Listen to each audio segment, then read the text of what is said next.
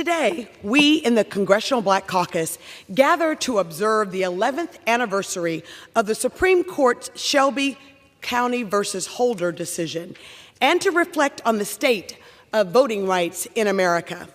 It was exactly 11 years ago today when the Supreme Court's conservative majority gutted the heart of the Voting Rights Act of 1965, eliminating voter protections and removing federal oversight from states with a proven record of voter discrimination.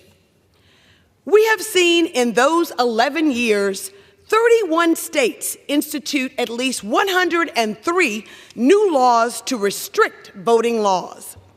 And it is no surprise that those laws disproportionately target African American and minority voters. The consequences of the Shelby decision have been clear and devastating.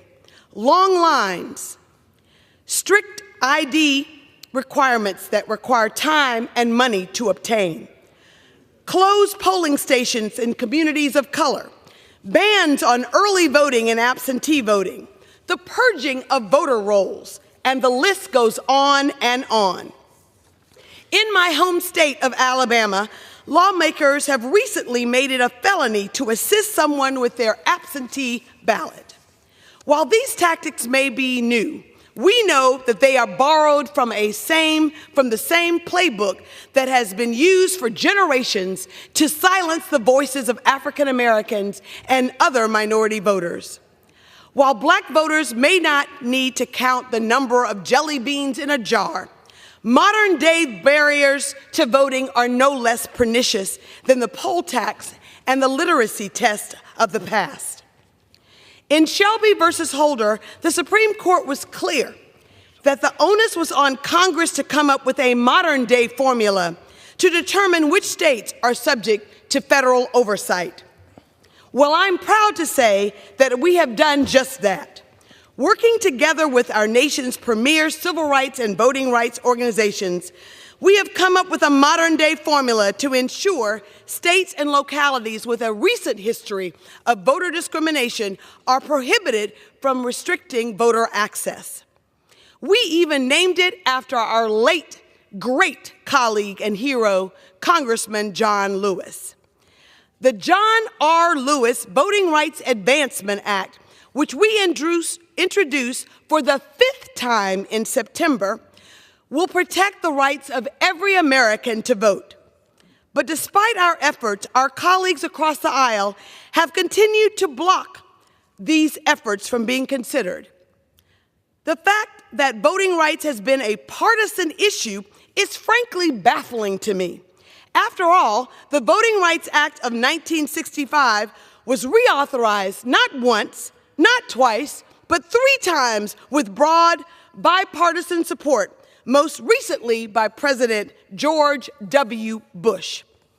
Yet all of a sudden, our colleagues across the aisle have abandoned the issue of voting rights, choosing instead to spread disinformation and misinformation and to sow doubt about voters and the integrity of our elections. It is sad, Mr. Speaker, and it is shameful. As elected officials, we should be working tirelessly to ensure all Americans are able to vote instead of picking and choosing who can have access to the ballot box and who cannot. Mr. Speaker, this fight is extremely personal for me. It was in my hometown of Selma, Alabama, nearly 60 years ago, where foot soldiers like John Lewis risked their lives on the Edmund Pettus Bridge for the equal right of all Americans to vote. They prayed, they protested, they bled, and some even died for that right. It was their sacrifice that gave us the Voting Rights Act of 1965, the crown jewel of the civil rights and voting rights movement. Those foot soldiers were ordinary Americans who had the audacity to make this nation live up to its highest ideals of equality and justice for all. They leave behind a strong legacy of courage and sacrifice, and we must ensure that it was not in vain. It was John Lewis who told us that the right to vote is precious. It's almost sacred. It is the most fundamental nonviolent tool in our democracy. Mr. Speaker, our vote is our voice, and our democracy is strongest when every American is able to make their voices heard at the ballot box. So as we gather to observe the 11th anniversary of the Shelby County versus Holder decision, let us draw courage from the sacrifices of our foremothers and our forefathers. We are not asking anyone to put their lives on the line. We are simply asking our Republican colleagues to have the political courage to do what is right. We in the Congressional Black Caucus are demanding that Congress take up and pass the John Robert Lewis Voting Rights Advancement Act, and to do it without delay. We are united in this fight, and we are ready to get into some good trouble. I thank the gentleman from Illinois for yielding me this time, and I look forward to a rigorous occasion in which we talk about the importance of today being the 11th anniversary of the Shelby County versus Holder decision, and our need to pass in immediate terms the John Robert Lewis Voting Rights Advancement Act. We in the Congressional Black Caucus are ready to get into some good trouble, and tonight I know that we will make sure that this good trouble is put to good use. Thank you, and I yield back to the gentleman from Illinois. Mr. Speaker, as we conclude our special order hour on this very important day, the 11th anniversary of the Shelby County versus Holder decision, we issue a call to action. We in the Congressional Black Caucus understand that the vote is the most fundamental tool of our democracy. And I cannot believe that 60 years after John Lewis was bludgeoned on a bridge, yes, 60 years after he was bludgeoned on a bridge, that my colleague and I stand here today to talk about restoring the full protections of the Voting Rights Act of 1965. It tells us that progress is elusive, and every generation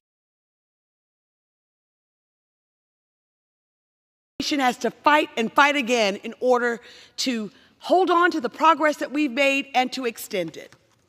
John Lewis reminded us that ours is not a cause of one day, 1 week, 1 month. No, our struggle is a struggle of a lifetime, and everyone must do their part. Well, we here in the Congressional Black Caucus are doing our part. We are signing off and making sure that everyone understands that the alarms are going off. The alarms are going off because every American does not have equal access to the ballot box. We see states all across this country that are imposing more restrictive voting laws. Voter suppression has become the cause of the day, and we must do our part, and our part is to pass the John Robert Lewis Voting Rights Advancement Act and to fully restore the full protections of the Voting Rights Act. Now, we know that the Supreme Court told Congress that we must come up with a modern-day formula. Well, that's exactly what this bill does. It has a look back of 25 years. We're not trying to make Alabama and Mississippi be held accountable for what happened in the 1960s and the 1950s. No, we're talking about 1997 and moving forward. We're talking about recent acts of discrimination, voter discrimination. And we know that if we look back to just 25 years, we would even look back 15 years. We know that there will be jurisdiction after jurisdiction that still has suppressive voting laws. And as long as states are suppressing the right to vote, I believe that we have a moral obligation in the federal government to provide oversight. We know that that oversight is critically important, and that's exactly what the John Robert Lewis Voting Rights Advancement Act will do. And as I take my seat, I want it to be heard around this nation that we in the Congressional Black Caucus will not rest. We will not rest until we pass the John Robert Lewis Voting Rights Advancement Act. And to the gentleman from Illinois, it has been a pleasure talking about this most important topic.